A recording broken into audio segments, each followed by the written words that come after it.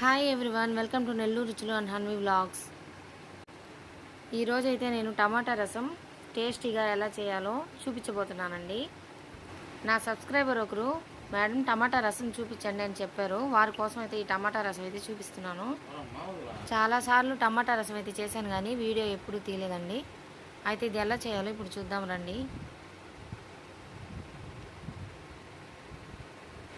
ముందుగా అయితే 4 పెద్ద సైజు టమాటాలు ముక్కలు ముక్కలుగా కోసి వాటర్లో అయితే వేసుకోవాలి. ఒక చిన్న నిమ్మపండు అంత చింతపండు అయితే నానబెట్టి పెట్టుకోవాలండి.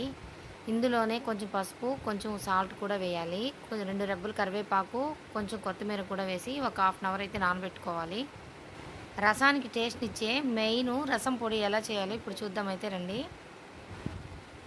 చిన్న మిక్సీ జార్లో అయితే ఒక స్పూన్ నేను కందిపప్పు వేసుకుంటున్నానండి. టేస్ట్ బాగుంటుంది కందిపప్పు వేయడం వల్ల. ఒక స్పూన్ ధనియాలు వేసాను, ఒక స్పూన్ జీలకర్ర వేయాలి, ఒక స్పూన్ మిరియాలు వేస్తాను. ఇప్పుడైతే హాఫ్ తెల్లగడ్డ అయితే చించుకొని ఇందులో వేసుకోవాలి. వీటన్నింటిని అయితే గ్రైండ్ చేసి పెట్టుకుందామండి. ఇలా పొడి పొడిగా ఉంటుంది. చాలామంది అయితే రసం పొడిని వేయిస్తారు. అలా వేయించడం వల్ల ఏంటంటే ఫ్లేవర్ పోతుంది. నేనైతే డైరెక్ట్గా ఈ రసం పొడిని ఈ నానబెట్టుకున్న టమాటాల్లో వేసేస్తాను.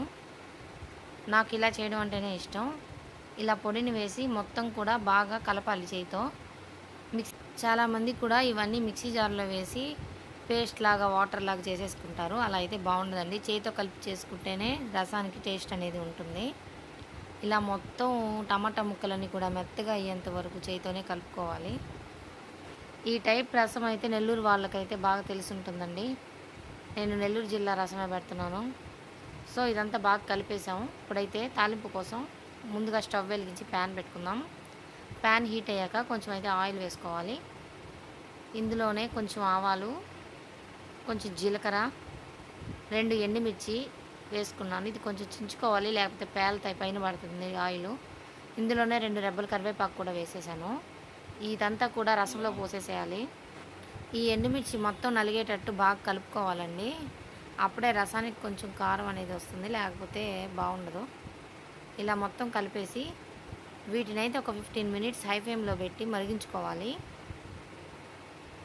ఇప్పుడైతే పెట్టేసాను స్టవ్ పైన. అయితే మరిగించుకోవడం అంటే బాగా తెల్లిపోయేటట్టు మరిగించుకోకూడదు. ఇలా బబుల్స్ వస్తున్నాయి కదా, ఇలా మరిగించుకుంటే చాలండి. ఇప్పుడైతే స్టవ్ ఆపేయాలి. సో మనం ఈ రసాన్ని చికెన్తో పాటు తింటే చాలా బాగుంటుంది, బెస్ట్ కాంబినేషన్. నేను ఎప్పుడు చికెన్ చేసినా ఖచ్చితంగా రసం అయితే చేస్తానండి. పిల్లలకు కూడా ఎంతో ఇష్టంగా తింటారు. మీరు కూడా ఇలా ట్రై చేసి కామెంట్ అయితే చేయండి. నా వీడియో మీకు నచ్చినట్లయితే